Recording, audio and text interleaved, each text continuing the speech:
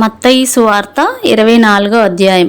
యేసు దేవాలయం నుండి బయలుదేరి వెళ్ళుచుండగా ఆయన శిష్యులు ఆ దేవాలయపు కట్టడములు ఆయనకు చూపింపవచ్చిరి.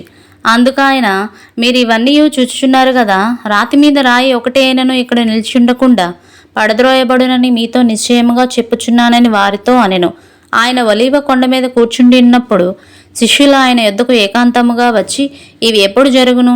నీ రాకడకును ఈ యుగ సమాప్తికిని సూచనలేవి మాతో చెప్పమనగా, యేసు వారితో ఇట్లనెను, ఎవడునూ మిమ్మల్ని మోసపరచకుండా చూచుకొనుడి. అనేకులు నా పేరిట వచ్చి నేనే క్రీస్తునని చెప్పి పలువురును మోసపరచెదరు.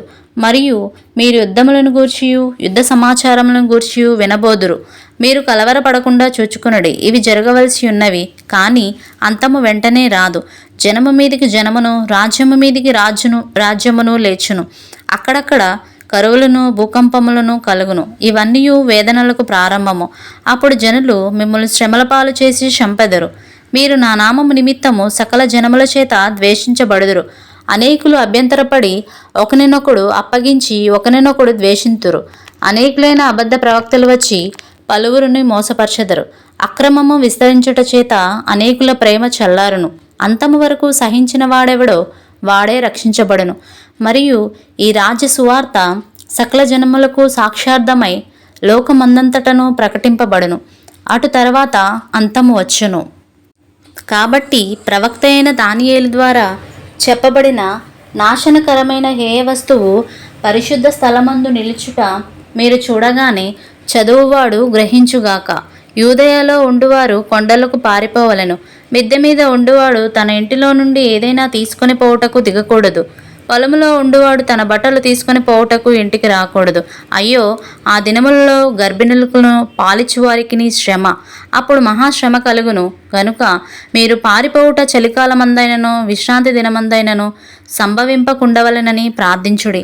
లోకారంభము నుండి ఇప్పటి వరకును అట్టి శ్రమ కలగలేదు, ఇక ఎప్పుడునూ కలుగబోదు. ఆ దినములు తక్కువ చేయబడకపోయినెడల ఏ శరీరియు తప్పించుకొనడు.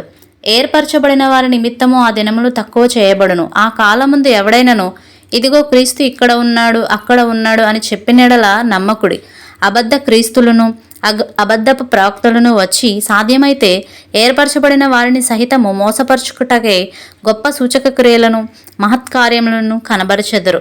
ఇదిగో ముందుగా నేను మీతో చెప్పి ఉన్నాను. కాబట్టి ఎవరైనను ఇదిగో అరణ్యంలో ఉన్నాడని మీతో చెప్పినను వెళ్ళకుడి, ఇదిగో లోపలి గదిలో ఉన్నాడని చెప్పినను నమ్మకుడి.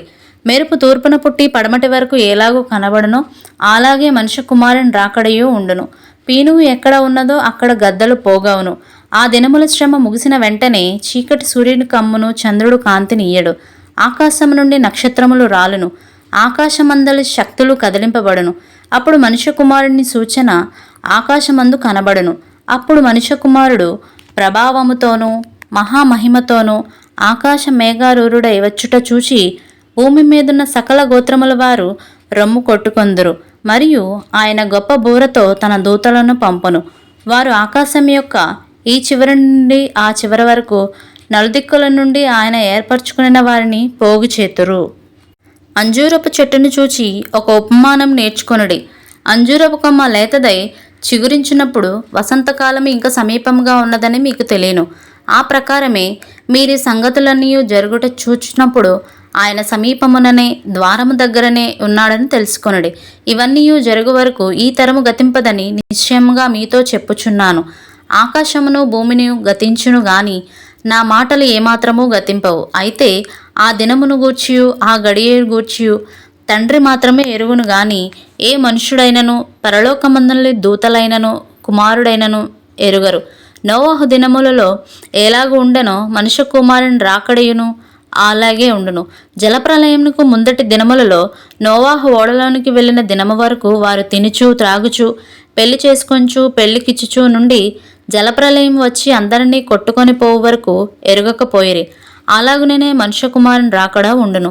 ఆ కాలంలో ఇద్దరు పొలములో ఉందురు, ఒకడు తీసుకొని పోబడును, ఒకడు విడిచిపెట్టబడును.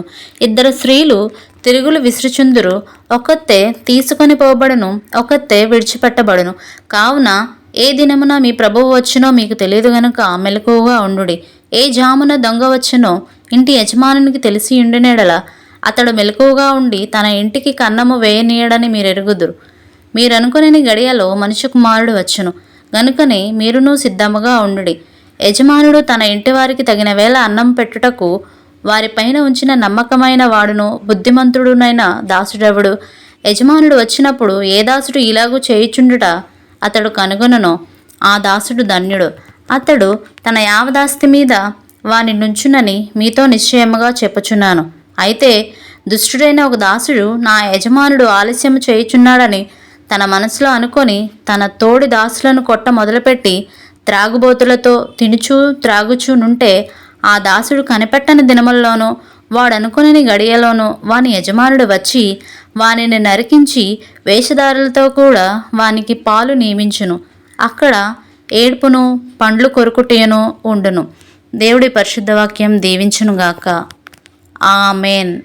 వినిన ఈ వాక్య వచనములు మీ అందరికీ ఆశీర్వాదముగా నుండునుగాక. మన యూట్యూబ్ ఛానల్లో ప్రతిరోజు ఈ వాక్యములను వినండి, మరికొంతమందికి వినిపించండి. దేవుడు మీ అందరికీ తోడై ఉండునుగాక. ఆమెన్.